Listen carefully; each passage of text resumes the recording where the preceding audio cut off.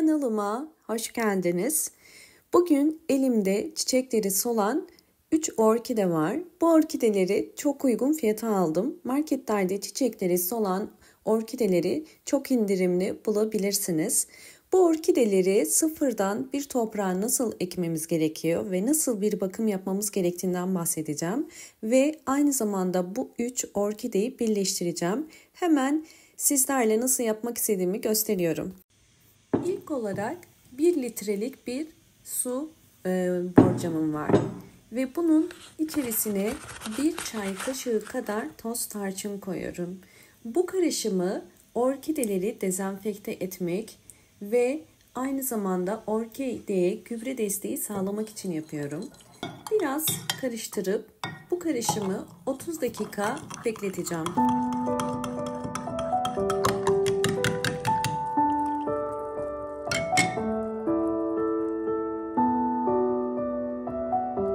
Suyu bekletirken aldığım bu orkideleri şimdi ilk olarak üzerlerinden poşetlerini çıkarıp orkideleri bakımına başlayacağız.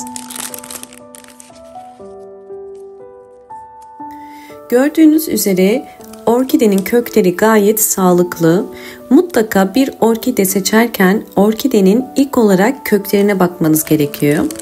Çiçekleri solmuş olsa bile orkidenin yaprak ve köklerinin sağlıklı olması önemli.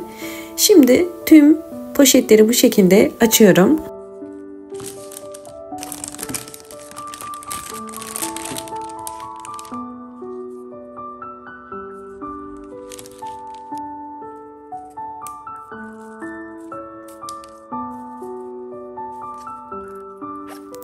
Orkide içerisindeki çubukları da tek tek çıkaracağım. Ve aynı zamanda bu orkidemizin solan çiçek dalını kesiyorum. Tamamen sarardığı için orkidenin dalını dipten kesiyorum.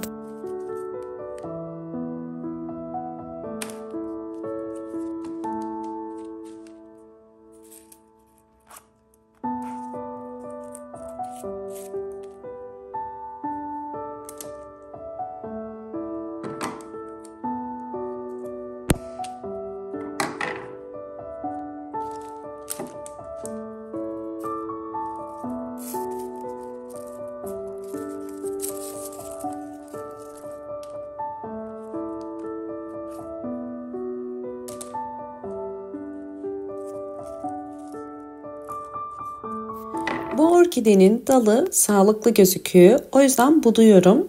Boş boğumları kestim. Gördüğünüz üzere dolu boğumlar kaldı. Evet, şimdi orkidenin saksısından çıkmasını sağlayacağız. Bunun için her zaman saksıyı hafif sıkarak yumuşak hareketlerle çıkarmanız gerekiyor. Kökleri zarar vermeden bu şekilde çıkardım. Ve gördüğünüz üzere kökler gayet sağlıklı, fakat gövde kısımlarında siyahlık var. Bu orkidenin fazla sulamasından kaynaklanır. Fazla sulama sonucu orkide gövdesinde kararmalar oluşursa mantar hastalığına yakalanabilir. Bu yüzden mutlaka orkidelere kök rengine bakarak, yani beyaza döndükçe su vermeyi unutmayın.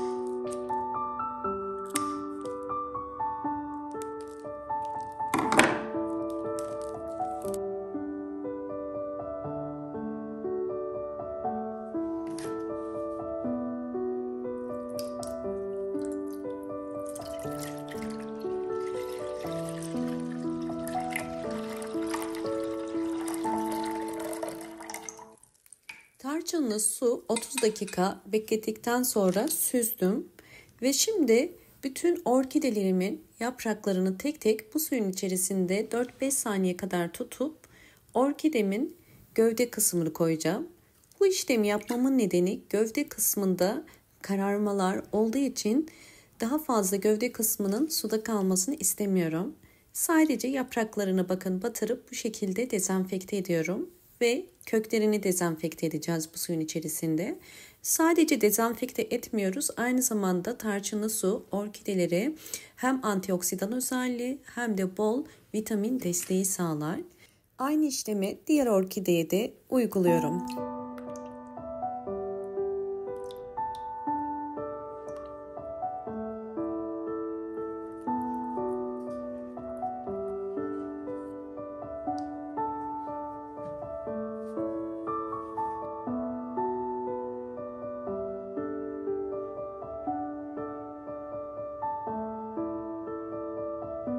Bu suyun içerisinde 30 dakika bekletiyorum. Bu esnada orkideler için bir saksı hazırlıyorum. Elimde bu saksı vardı. Üzerine küçük delikler açacağım. Bu delikler orkide saksısından suyun rahatlıkla süzülebilmesini kolaylaştıracak.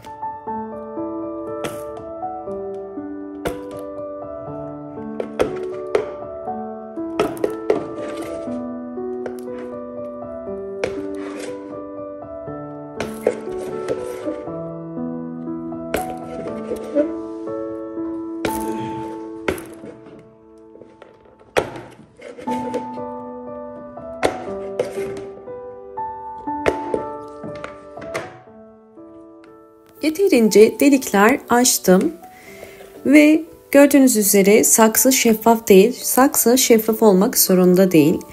Önemli olan orkidenin yapraklarından ışık alması.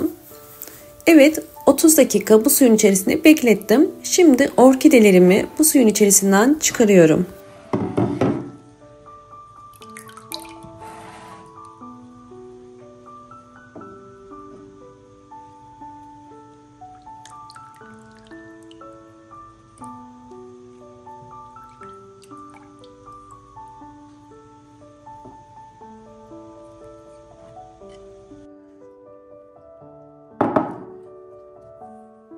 Bir pamuk ile orkide yaprak aralarını siliyorum. Yaprak aralarında su birikmemesi gerekiyor.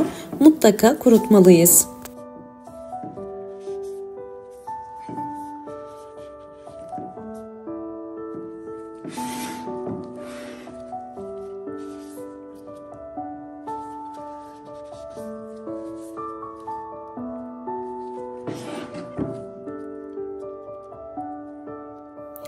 Videomu hemen beğendiyseniz beğen tuşuna basıp kanalıma da abone olarak bana destek verebilirsiniz. Aynı zamanda videolarımda İngilizce sesli dinleme özelliği de mevcuttur. Lütfen aktif hale getirmeyi unutmayın.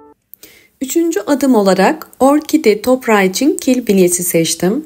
Sizler isterseniz çam kabuğu ya da Hindistan cevizi kabuğu da kullanabilirsiniz. Benim elimde kil bilyesi olduğu için kil bilyesiyle bugün ekim yapacağım. Evet, şimdi saksıya yeterince kil bilyesi koyuyorum. Orta kısmına yosun koyuyorum. Bu yosunları ormandan toplayıp dezenfekte etmiştim. Ve orkide gelişiminde çok fayda sağlar. Yosun özellikle nem oranını yükselterek orkidenin hızlı şekilde kök çıkarmasına yardımcı olur.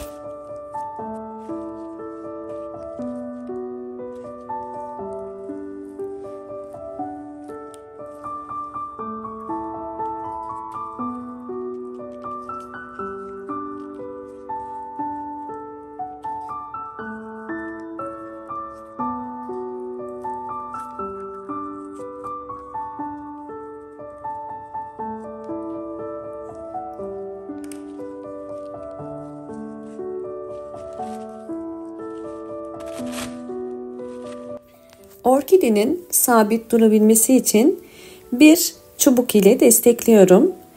Orkideyi ekerken alt kısmından toprağını biraz elinizle gevşetmeniz gerekiyor. Bu orkidenin yeni saksısına adapte olup hızlı bir şekilde kök çıkarmasını kolaylaştırır. Bu şekilde uyguluyorum.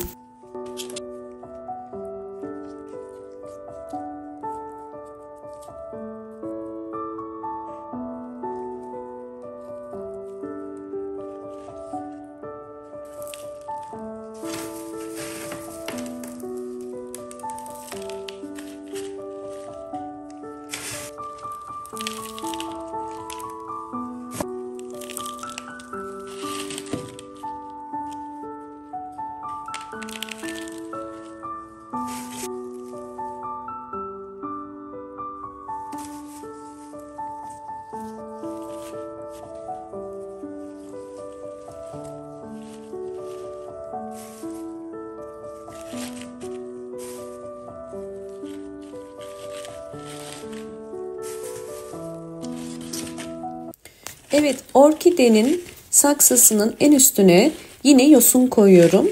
Yosun özellikle gövde kısmında nemi dengeler. Böylelikle tüm saksıya yosunu yerleştiriyorum ve artık orkidemi ektim. Birden fazla orkideyi bu şekilde bir saksıda birleştirebilirsiniz. Sadece çok yakın ekmeyin. Şimdi orkide toprağı çok kuru olduğu için bu tarçınlı suda 10 dakika daha bekleteceğim. Böylelikle hem yosun hem de kil bilyesi de tarçınlı suda biraz daha kalmış olacak. Ve bir pamuk ile orkidenin üst kısmında biriken toprağı da alıyorum.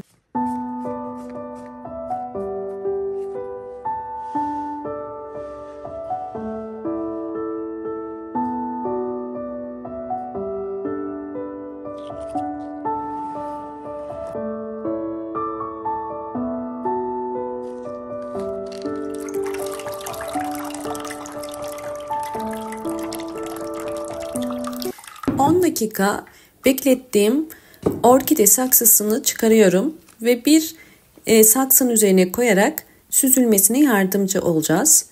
Bu orkideyi bol ışık alan bir pencere kenarına konumlandıracağım ve orkidemin tüm gelişim aşamalarını, aylar içerisindeki gelişimini tekrardan paylaşacağım.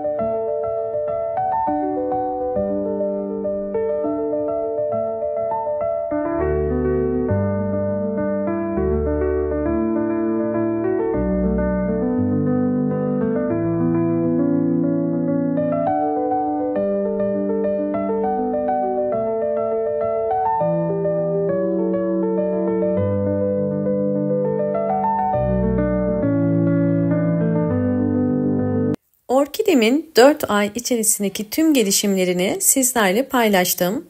Gördüğünüz üzere bu orkidem bol bol yeni yapraklar çıkardı ve yeni çiçek dalları çıkardı.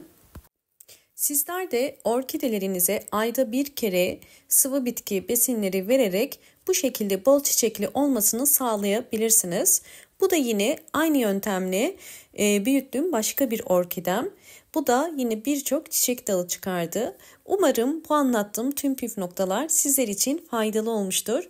Videomu buraya kadar izlediyseniz ve beğendiyseniz bana destek olmak için hemen kanalıma abone olabilir ve beğen tuşuna basarak daha fazla etkileşim almasına yardımcı olabilirsiniz. Hoşça kalın, sağlıkla kalın.